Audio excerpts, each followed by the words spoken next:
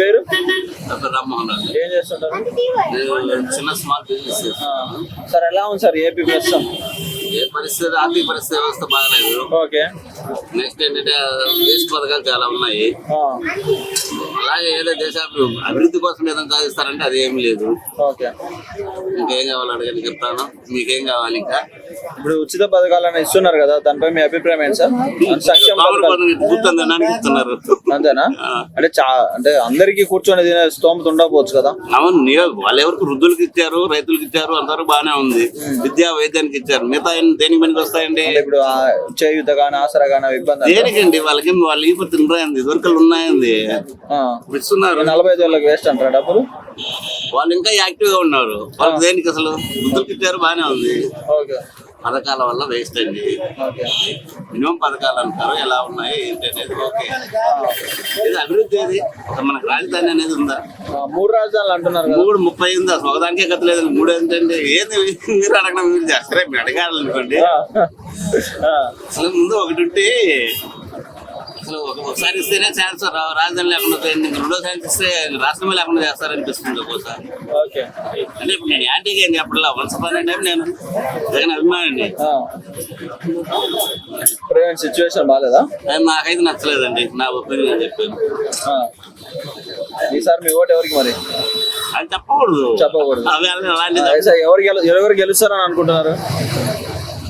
Public లో అయితే జగన్కి అయితే ఛాన్స్ లేదు. లేదా? 175 అంటున్నారండి.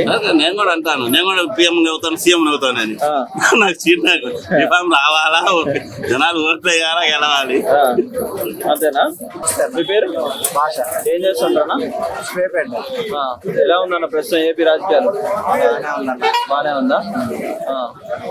అంటే గెలుస్తారా మళ్ళా జగన్? వస్తారనుకుంటున్నారు. పథకాలను అందుతున్నాయన్నా? నాకైతే పెద్దగా అందట్లేదన్న. ఎందుకని? ఎందుకంటే ఈ అమ్మఒడి పథకం పడాల్సింది పడలేదు. మధ్యలో కొన్నాళ్ళు స్ట్రక్ ఆగిపోయింది. ఎంతమంది వాళ్ళని చెప్పి కొట్టి వదిలేసాం. అది అట్లా ఆగిపోయింది. ఇంకా ఎడ్యుకేషన్ అక్కడ ఆగిపోయింది. తర్వాత ఇంకా మా నాన్నగారికి పింఛన్ వస్తుంది. వాళ్ళు అబద్ధం ఎందుకు. ఇంకా ఇంట్లో ఇంకా ఏముంటాయన్నా చేదోడు పెట్టుకున్నా రాలేదు. ఏ పథకాలు కూడా మన దాకా వస్తుందంటే మాత్రం అది వస్తుంది. పింఛన్ వస్తుంది. ఇది చెప్పాను కదా, అమ్మఒడి పథకం ఫస్ట్ పడలేదని, తర్వాత పడింది కానీ అది స్కాలర్షిప్ వాళ్ళ లెక్కలో పోయింది. నేను చదివినట్టు లేకుండా పోయింది. ఇబ్బంది పడ్డారు. అంటే వాలంటీర్లు సరే పని చేయట్లేదు, వస్తున్నారు. ఆన్లైన్ సిస్టమ్ ప్రాబ్లం అంటున్నారు. కాలేజీ వాళ్ళు కరెక్ట్ గా ఉంది అంటారు. ఇక్కడికి వస్తే వీళ్ళు మాది కరెక్ట్ గా ఉంది అంటారు. ఎక్కడ నుంచి ప్రాబ్లం మనం చెప్పలేము.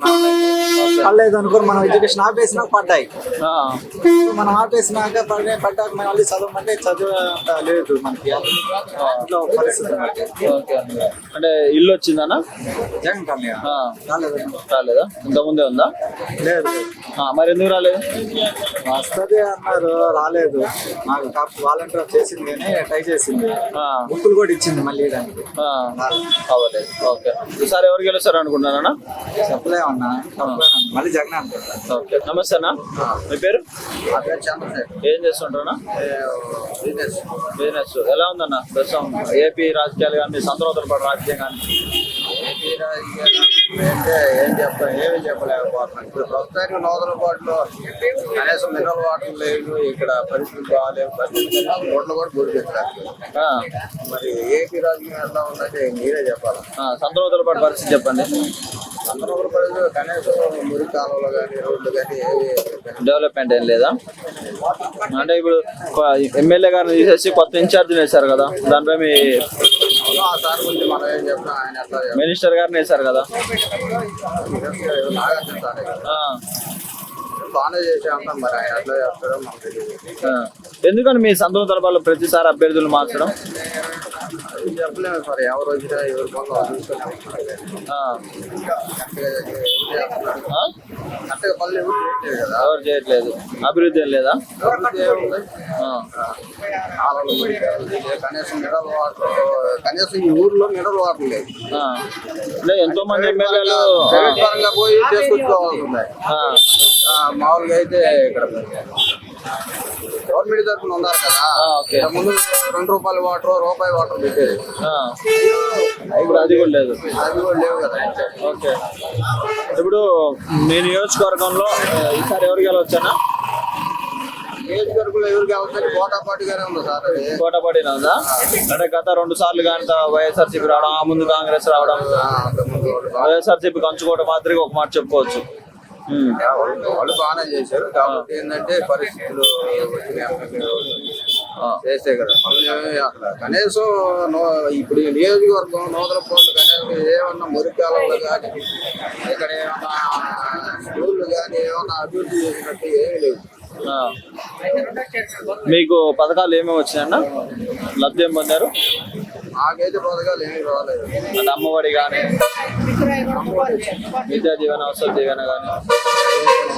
మా వాడు ఎట్లా ఓకే.